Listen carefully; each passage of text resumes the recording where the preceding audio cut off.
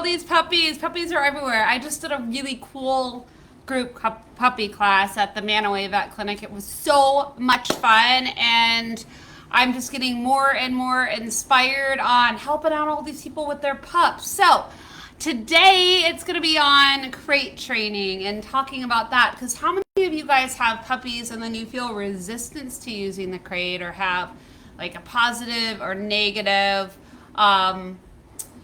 connection with crate usage, and you're kind of like, is a crate a really good idea or is it not? Or you're just not even sure why you would even need a crate. Why is it important? So, first of all, it may not be for everybody. You really need to make the choice that's best for you and your dog. And any dog that has a significant amount of anxiety, if the crate is, causing separation anxiety, then a lot of times they don't use it. But usually that's for adult dogs. So I'm talking about puppies here. Generally 5 months and younger is kind of where I'm gearing towards. And at that age, that separation anxiety is pretty unlikely. So why in the heck would you want to use a crate? Well, when you have a puppy, they're curious, right? They want to investigate things. They want to chew on things. They want to pee everywhere and poop, right? So you have a lot of opportunity for destruction to happen. And it can be very exhausting to watch your dog the entire day, to watch your puppy the entire day, or supervise them the entire day, which honestly, when I have clients that get puppies, I say you need to be supervising them. And doing that for an entire, day that you're awake and you're asleep just is exhausting.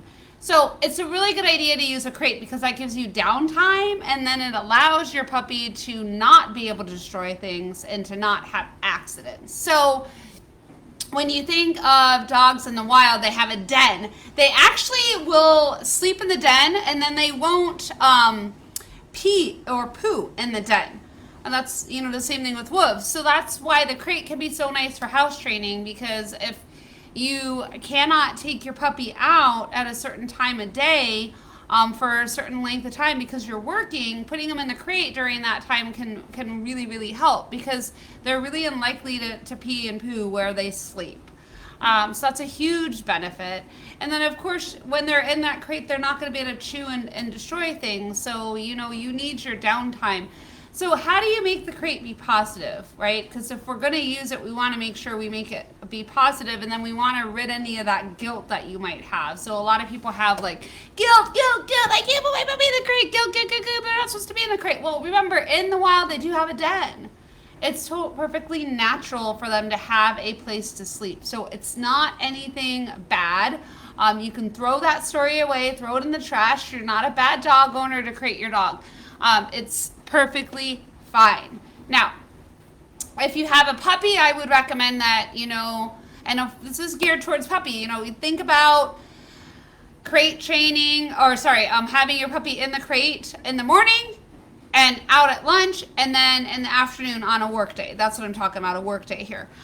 When they're at home with you, then it could be, an hour here and there, and you could gradually increase that length of time if you need to work up to when you're working, because it can be helpful to do crate training when you're at home first, and have some time off from work, and then progress to them being in the crate while you're working. So how in the heck do you make it be positive, right? Because a lot of puppies don't just go in there and immediately just ground because they're missing their mom, they're separated from their siblings, their mom.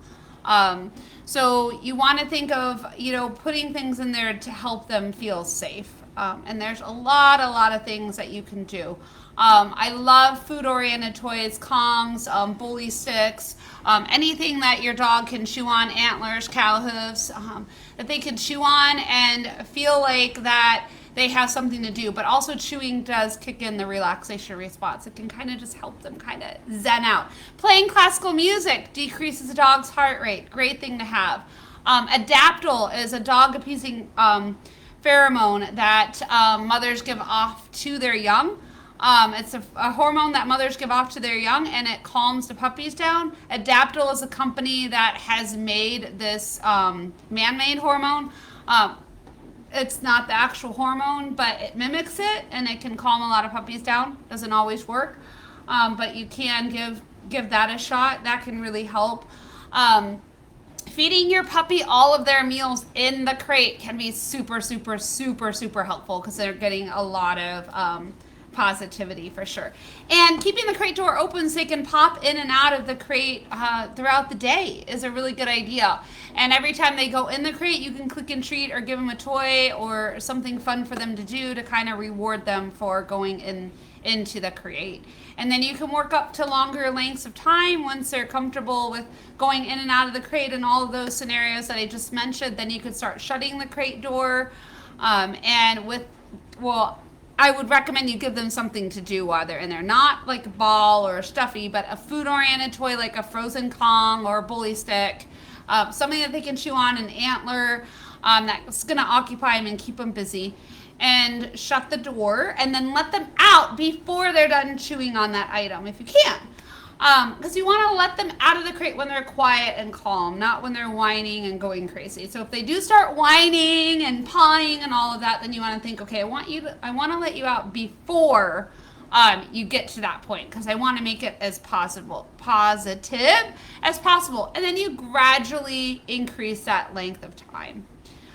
So that they can be in there for longer time periods. Now, as an adult, it is a great idea to have this puppy that learned how to like the crate because if they ever need to go to the vet clinic and stay there overnight, they're used to being in a small confined area. It's also safer to drive when your dog is in a crate than in a seatbelt. They're less likely to get hurt. So those are some other reasons that, crate training can be a good idea. I hope that was helpful for you. And I would love, love, love to hear from you. Post any comments, questions below that you have so I can help you. And I do want to let you know I have an upcoming Zoom puppy dog course that is coming up starting on April 13th. It's a group course. You just set up your camera on Zoom. I can see your pup and you get to actively train your puppy at home. I don't know anyone else that's doing this, guys. And just think of it. You don't have to drive to a group class. You don't have the distractions of a group class going on. We get to see your puppy's true behavior at home. I get to do a demonstration on how to train a command or show you a video, and you get to actively practice it there, and I get to give you feedback. It's going to be wonderful. I would really, really, really love to have you in that class. If you're interested, click on the link below to learn more or to sign up. Have a great day, guys. Bye-bye.